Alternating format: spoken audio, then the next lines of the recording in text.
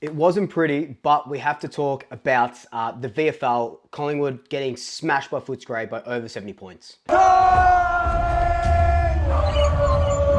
So I was at the VFL today watching the boys take on Footscray before I go off and watch the Pies take on the Cats. And it started okay. Like the first quarter was all right. It was still, a lot of doggies, and then we sort of, we kicked 4 goals in the second quarter, but the doggies kicked 5, and then we were a few goals down at half time. And I go, okay, let's see what happens here because in this game. There was a lot of senior players out: Markov, Allen, West, Sullivan. So they were all not playing. So they were all managed and whatnot because Charlie West, I heard it from a good authority that Charlie West is going to debut against Fremantle next week. And a couple of other things, but we'll talk about that in another video. So I thought, okay, let's see what the VFL guys can do with a bunch of senior players out. And there were still a couple of senior players playing, but no one like Marcos played really well. Ed Allen leading that midfield. No Finn McRae as well because he's had that injury. So it was mainly just VFL guys. And look, after half time, it wasn't pretty. Collingwood kicked 1 goal after half time, and Footscray went on and kicked 8 in that last quarter. They just hounded the goals, right? They just hounded the goals, and it just ended not pretty.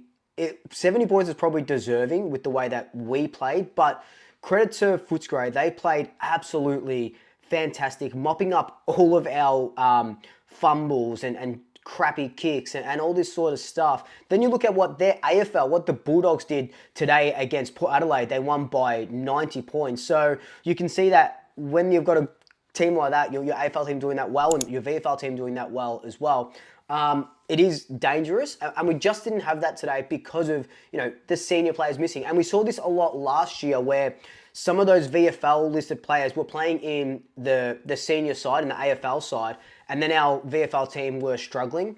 I do want to just have this game as like take it out of your memory. We'll go to next week and whenever we play again because there's 1,000 buys in the VFL and come back stronger. Regarding performances though, Sam Glover and Charlie Dean really held their own down back. Glover had 8 intercept possessions. Charlie Dean had 6 intercept possessions. So without them, the game would have blown out. I think Glover more. I really like Glover. I'm surprised he just has never been on an AFL list as maybe that third defender because he's done incredible things and the captain of the club, and he is one that can hold their head up high. Look, I don't like,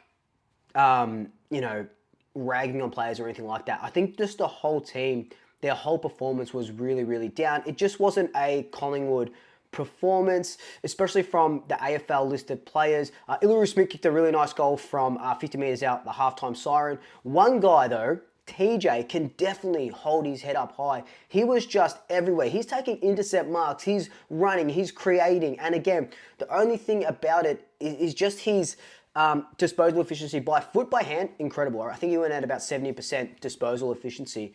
Just by foot, there were a couple of kicks that just weren't hitting targets when they could have hit targets. Like in the last quarter, he took a really good mark in the back line, a really good intercept mark, and then went to hit a kick that was probably about 20 meters, went over the top of the guy, they go back and they turn it was a goal or a point. It was definitely a score, right? So it's just those things that if he can clean those up, he's going to be a force to be reckoned with when he comes onto the AFL scene, because that speed, that endurance, and that ability to break lines is something that we love in both our sides, the VFL and the AFL side. So he can be a real good commodity, just has to clean up his disposal rate. Now, the game was won and lost pretty much in centre clearances. The Doggies had over 55. I think they had about close to 60 centre, just clearances in general. So around the stoppage, we just were eaten up. Steen and Iluru Smith were just monstered by their ruckman. And it was just because we didn't have that midfield machine. For most of the year, you're playing with Ed Allen, Lachie Sullivan, Markov, all these guys that can be in and around that contest, and we just didn't have it today. So when you take those players out, we do go missing. But, credit to the VFL boys, there were some debutants and stuff like that. I did notice that at halftime, Will Parker was not subbed out, but he was just out of the game. Looked like he was limping around. He had a bit of ice on him. So we'll see what that looks like. Will Hayes was injected into the game. So someone said that he was going to be a carryover, but they played him. I'm not sure about that, but he did play after half time. But then at 3/4 time, he was like grabbing his knee in the huddle and sort of like limping around. He played the rest of the game out, but he had major strapping to his leg. So I'll wait and see about that. But good news that he played the game out. Could have just been a knock, could be a corky. Obviously, I'm not really sure at the moment, but he did have heavy strapping, but played the game out, which is a good sign. With the VFL list of players, you know, our boy Josh Brown just absolutely had a fantastic game. Kicked just two goals, 20 disposals, a couple of clearances. He's putting his hand up for the mid-season draft. I don't know if Collingwood will pick him up, but someone should be able to pick him up because he is just a really, really, really good player and he can thrive in an AFL system. I'm hoping it's probably going to be West Coast that maybe pick him up with the early pick of the Doggies. I don't know if he's the player that Collingwood need right now. We do need that intercept marking player in case Framson go down as that reef cover. But again, we're only just taking one pick into the draft at the moment, which is happening in a few weeks, and we'll do some content around that soon. But Josh Brown had another great game. He's going from strength to strength. I talked earlier about Charlie West being managed for this game and debuting against Fremantle, but even though we haven't had a big key forward in the VFL or just in the AFL for ages, you can see how much we were missing him. And Riley Mason was just getting monstered by the Western Bulldogs defence, even though, you know, it was just hard to get up into our forward line.